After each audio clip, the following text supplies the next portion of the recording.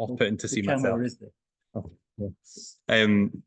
yeah. Thanks very much for the invite. I'm Brian Morrison. I work for the Scottish Trade Union Congress, the STUC for short. We are the sort of general convening body of the trade union movement in Scotland. So the unions you might recognise more, like Unite and Unison, PCS, RMT and others, they are affiliate organisations of the STUC, and we try to represent the broader interests of the trade union movement, the wider collective interest, and also to take forward priority campaigns, of which Just Transition has been a really key one for a number of years now.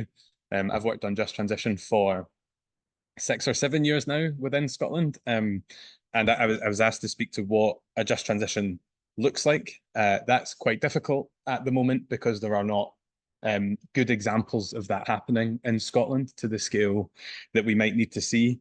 There have been a couple of descriptions of Just Transition, and I'll start there as well by talking about the kind of original history of the term, which is very much rooted in the trade union movement, particularly in the United States and workers from the Atomic Workers Union, who organised together with their local community to discuss an alternative future for a manufacturing site there, which was making sort of environmentally harmful products. That was workers in the area saying collectively with others in the community that they lived in, that they believed their skills could be put to other uses, and that it was in their interest and their communities for that to happen. There have been other examples over decades now of workers organising around similar principles, including the Green Bands movement, which is an incredibly inspirational movement within Australia, which led to the resistance of $5 billion worth of developments on green land, demolishing low-income community households, and also protecting other public institutions. That was workers who responded to requests for help from communities that were facing that kind of demolition of what they saw as their own kind of community assets. And generally speaking, what happened there was the union, the workers through the union would walk out. They would refuse to work on projects. At times, those companies would try and bring in other workers. Those workers would also walk out of projects, and the eventual effect, and it has been described as having had a lasting impact, a lasting footprint on particularly New South Wales in Australia from the amount of green space that has essentially been protected. That takes us through a number of other examples that I don't have time to go into, but essentially to talk about today. And what that core concept has remained fairly consistent in that it has been a collective response to environmental harm predicated on workers attempting to turn the skills and experience that they have towards production that is in both theirs and their communities of which they are a part interest. It has kind of relied on a vision of fairness that was very collective, and it has always relied on the kind of skills and experience of technical processes and alternative industries that workers hold to themselves. And so to today, and the current application is looking at climate change. This is very different from those past examples. It is more complicated. This is not one site. It's not one sector.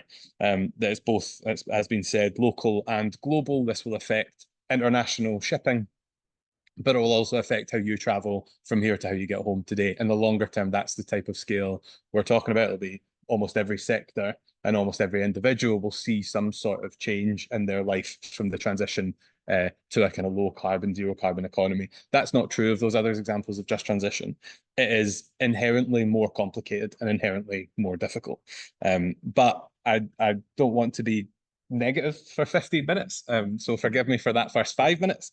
It's not a reason not to start, and it's not a reason not to think that there are alternatives that are possible. And I think what we can do is attempt to get some of the frameworks for this right now. That, in my opinion, involves thinking about who should be considered within a just transition. Who does the fairness of a just transition apply to? That is about who we see as being at risk. It's also about who has the broadest shoulders. But again, as well, it's about who is already struggling. It is not a just transition if the existing inequalities that are here today are there at the end of the line, even if you protect some jobs or reduce environmental harm along the way. The other part of that is about what are the right structures. I think I'm probably going to be, and one of the reasons not to have to have slides is that I'm probably going to make a slightly more ideological argument about this than to point to anything necessarily on slides. Emissions and climate change is not something that's apolitical. It's not neutral.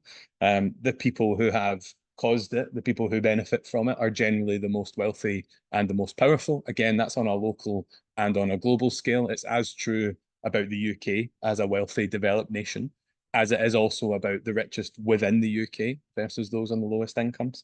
And what's important in terms of how we then look at that is, well, what are the structures that help us overcome that? If that's true of climate change, then we must also look at our wider economy, our wider political structures. And those have been over decades tilted in favour of those that are already the wealthiest and in favour of large, particularly multinational companies. The challenge we have today is in trying to provide fairness to people who are currently already struggling, or to people who lack power within the economy and wider society, within a wider economic structure that doesn't have control. Our governments don't have control over the way our economy works right now, and they are reluctant to try and introduce that either. And one of the reasons for starting by being relatively negative is because I'm going to attribute that political failure around this is due to a belief that the response to this crisis, to climate change and the delivery of a just transition can be built on the model of a society and an economy that got us here in the first place. The attempt right now is one rooted in business as usual. The hope is that by continuing to incentivize and marketize our economy, these things will just unfold around us, and that naturally demand will take over and fairness will ensue. But that's not happening, and I think that's fairly clear. And I will touch on a few examples, particularly of where that I think that's most evident. I think the introduction to this event, the sort of description on the Eventbrite for this event mentioned that the Scottish Government's funding towards just transition and most of the policy support is tilted towards oil and gas companies, major companies already involved. And that is partly true. It's also true to say that a lot of the money, a lot of the financial support, a lot of the policy support has been handed to renewable companies as well. Scotland, the leasing round for 29 gigawatts of offshore wind involved no requirement for the companies to say that they would meet fair work principles. So that's, will they allow worker voice within the company? Are we going to see things like 0-hour contracts? Are they going to use domestic supply chains? What we got was a very small level of commitment from these companies to invest within Scotland to make sure that lasting economic benefit for communities reindustrialising parts of the country could happen. Those projects will eventually generate between 6 and 7% profit rates for those companies. That's the basis for them making that decision. That's a huge amount of economic benefit that has been quite freely handed over at relatively low cost for the companies involved. So I think although the focus on oil and gas companies makes sense, I think it would be fair to say that you could broaden that out to companies, to multinational companies. In the broader sense, that's where this is fallen down. And I would point to that both in terms of the political power, but also in the economic and industrial power. I think most people will have read about Grangemouth recently. What happened there was Petro Ineos, a joint venture between Ineos and PetroChina, have made the decision to close a refinery in order to turn it into an import and export terminal for very similar products. What that will eventually do probably will lead to a significant reduction in emissions because the refinery will not be operating here. The demand for those products isn't going to change at the point at which that refinery closes. We will import them instead. We've shifted the emissions there and potentially in the process lost 500 jobs immediately at the refinery, 2,800 jobs more widely within the supply chain. That's not a planned move. That's not a move built on fairness. That doesn't reflect any real ambition to shift from environmentally harmful products and industries into something more positive. The people that did have a plan for doing that was the workforce on site. Almost immediately when the announcement was made, they organised together to discuss what the future should look like. They came up with a plan and gave it a catchy three-part process. It was extend, invest, transition. They wanted an extension to the lifetime of the refinery in order to ensure that they could see security of employment through a transition. They wanted investment in the site to make sure that they were seeing the type of change in technology and production that they would need. And then they wanted that transition to happen in a way that was fair for them in the community. They wanted continuation of employment on similar terms and conditions. They wanted to have training pathways available to them. They wanted to make sure that they were opening up new apprenticeship opportunities that many of them had enjoyed within the local area. There are a number of other examples that I can give. I think I won't just sit and list them all, though. I think what's important is that the principle behind a lot of this and a lot of what we've seen so far is that including down to a plan for how we will plant trees, and then through to how we can develop port infrastructure.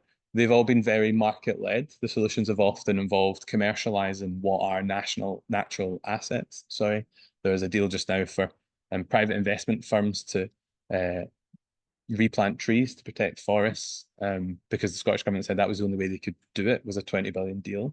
The Freeport situation is another one that's of real concern to the trade union movement. That's the idea that we can only build a manufacturing industry by deregulating swathes of the country in order to incentivize companies to come in and make products that otherwise other countries are kind of demanding.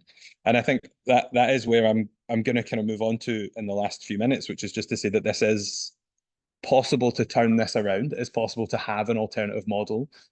We can see that both from international experience. There are great examples of national governments taking a leading role in planning this transition, and I think we can look at countries like Denmark. Denmark as a good comparison for a region and city like Aberdeen as well, would be a place called Esbjerg. That was the predominant place of employment for oil and gas workers within Denmark.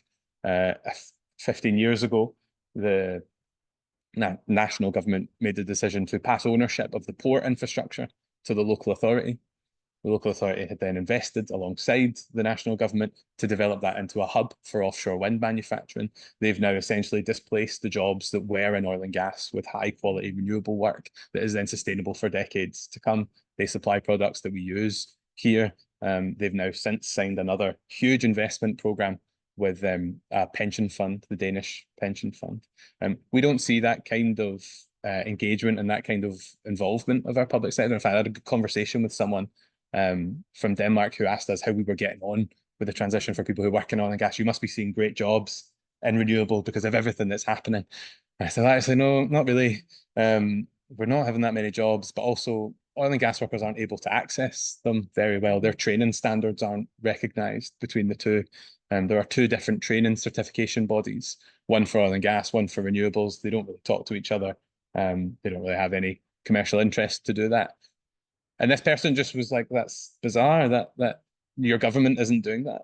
Their government isn't making, and government is not involved. Government doesn't want to get involved. They do not want to take on that role.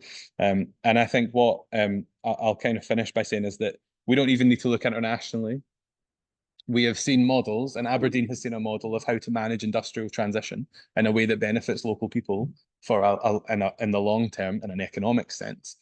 From how we have transitioned across different energy technologies over the years. The reason there is significant employment in oil and gas in Aberdeen and in the UK is because when that industry was developing, it was anchored here.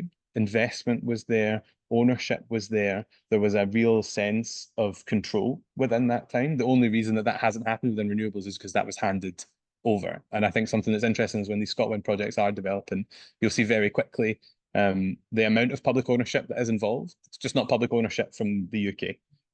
There is a region of Germany that has shares in projects. There's a region of Belgium that has shares in these projects. And I think I'm focusing quite heavily on public ownership and about the role of government. But I think what I would say is that is really the enabling factor for getting those structures right, for getting that conversation about fairness right. There needs to be someone able to pull together these different voices in a way that can then be ultimately acted upon in terms of policy, investment, and regulation. Right now, that's not happening. But those are the fundamental pillars of how you manage industrial change in a way that builds people's consensus and also builds positive outcomes. And it won't necessarily be easy, and there won't necessarily be consensus, but being able to make the right balance of responsibilities and burdens and benefits requires someone to take a bit of a steer, to take a bit of leverage, and to ultimately make those decisions. I'll stop there.